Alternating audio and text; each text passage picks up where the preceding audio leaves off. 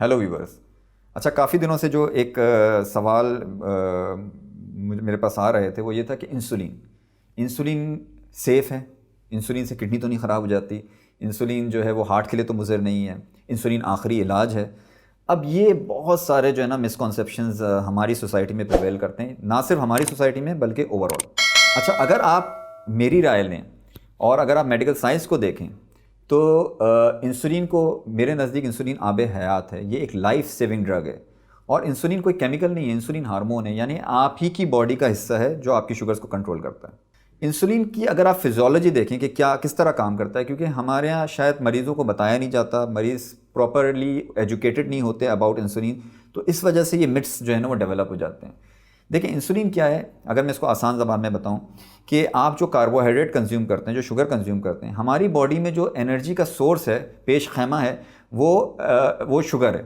तो अगर आपकी शुगर आपके सेल्स तक पहुंच जाए, ब्लड में ना रहे और वो शुगर आपके सेल्स तक पहुंच जाए, तो आपको एनर्जी मिलती रहेगी, आपके सेल्स जो हैं वो सही काम करते रहेंगे। डायबिटिक पेशेंट में क्या होता है कि डायबिटिक पेशेंट में इंसुलिन जो है वो कम हो जाती है, या इंसुलिन रेजिस्टेंस बढ़ जाता है, यानी उसकी जो काम करने की सलाहियत है वो कम हो जाती है, या सिरे से इंसुलिन होती नहीं है जो टाइप 1 पेशेंट में होती है। तो जहाँ इंसुलिन की कमी हो जाए या बिल्कुल इंसुलिन ना हो तो क्या होगा, वो ट्रांसपोर्टर कहीं समवॉट गायब हो जाएगा और शुगर क्या करेगी, वो ब्लड में स्टे करेगी।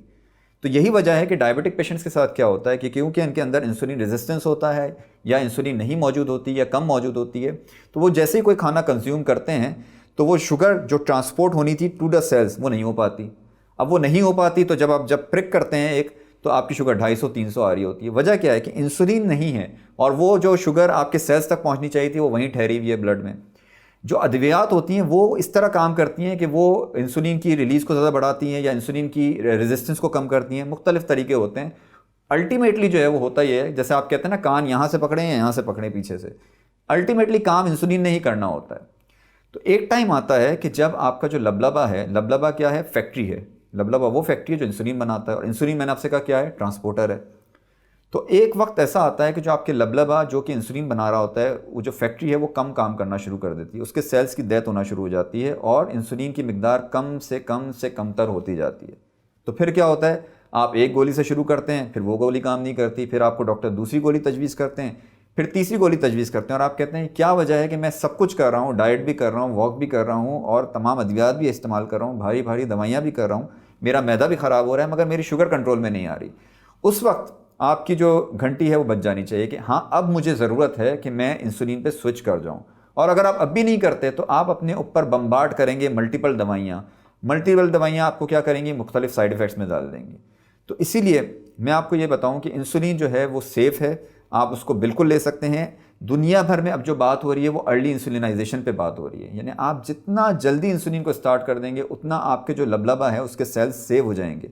तो साइंटिफिकली अगर आप मुझसे बात करें, इंसुलिन का कोई कोई साइड इफ़ेक्ट नहीं है, उसका 1% भी साइड इफ़ेक्ट नहीं है, सिवाय इसके कि अगर आप इंसुलिन की डोज ज़्यादा लगा लें तो फिर उससे शुगर्स आपकी डाउन हो सकती हैं। और एक और मसला जो इंसुलिन के साथ अक्सर पेशेंट काउंटर करते हैं वो वेट गेन है।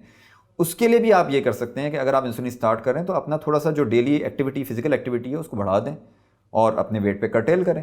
तो ये अगर आप सारी चीज़ें करते हैं तो आपकी शुगर्स भी कंट्रोल रहेंगी और आप सेफ हो जाएंगे from landing up into the complications.